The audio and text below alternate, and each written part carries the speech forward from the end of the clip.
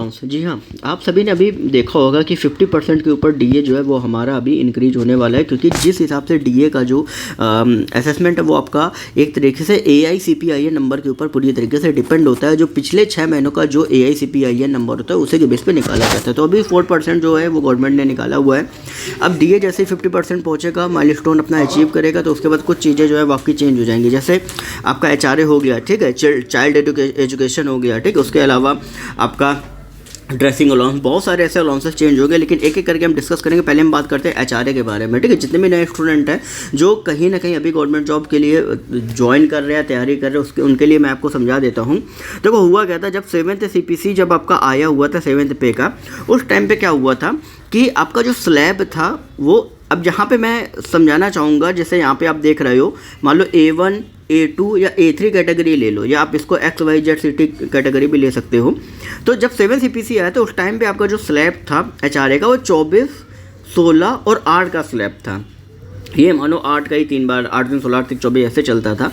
फिर क्या हुआ, जैसे ही आपका डीए 25% के ऊपर पहुंचा, क्योंकि अभी बीच में कोविड टाइम में बंद था, एकदम से इंक्रीज हुआ, उस टाइम पे पहुंचा तो ये एकदम से चेंज हो किया गया 9, 18, 27, मतलब 3% का ये जो आपका इंक्रीज है वो एक्स में, 2% का आपका जो है वो आपका वाई में, जेड में 1% का इंक्रीज।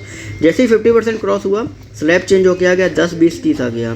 तो 3% का यहाँ पे हुआ, 2% का यहाँ पे हुआ, 1% का यहाँ पे हुआ। तो ये तब हो जाएगा जब 50% के ऊपर पहुँचेगा, और इसका जो अनाउंसमेंट है वो आपका मार्च में आपका होगा, ठीक है। मार्च में 4% का जो फिगर है वो कहीं ना कहीं होगा, 50% आपका होगा, उससे के जस्ट बाद जो है वो आपका ये जो स्लैब है वो आपका। तो इससे अगर आप सैलरी में देखोगे ना, तो मोटा मोटा ये जो 4% का जो डीए आपका हो ही रहा है, 4% साथ साथ अगर आप अब सैलरी में देखो क्या इफेक्ट आएगा, समझना बात को। सैलरी में इफेक्ट ये आएगा कि 4% का तो डीए आपको मिलेगा ही मिलेगा बेसिक पे। साथ ही आपका क्या हो गया कि अगर आप एक्स सिटी में पोस्टेड हो तो 3% का एक्स्ट्रा आपको मिलेगा, वाई सिटी में 2% का और जेड सिटी में 1, मतलब ओवरऑल अगर आप देखोगे तो एक्स सिटी में 7% का आपका मार्च में जो अप्रैल की सैलरी आएगी वो 7% बढ़ के आएगी, वाई सिटी में आपकी अगर आप देखोगे तो 6% बढ़ के आएगी, जेड में आपकी 5% बढ़ के आएगी, ठीक है। इस तरीके से आपकी जो सैलरी वो आपकी हाइक होगी, और ये कब होगी, आपका अप्रैल में, क्योंकि मार्च में आपका डीए का अनाउंसमेंट जो है आपका हो गया है, ठीक है। लेकिन ये बेसिक आपका सिर्फ HRA के बारे में ही, इसके साथ साथ कई सारी ऐसी चीज़ें,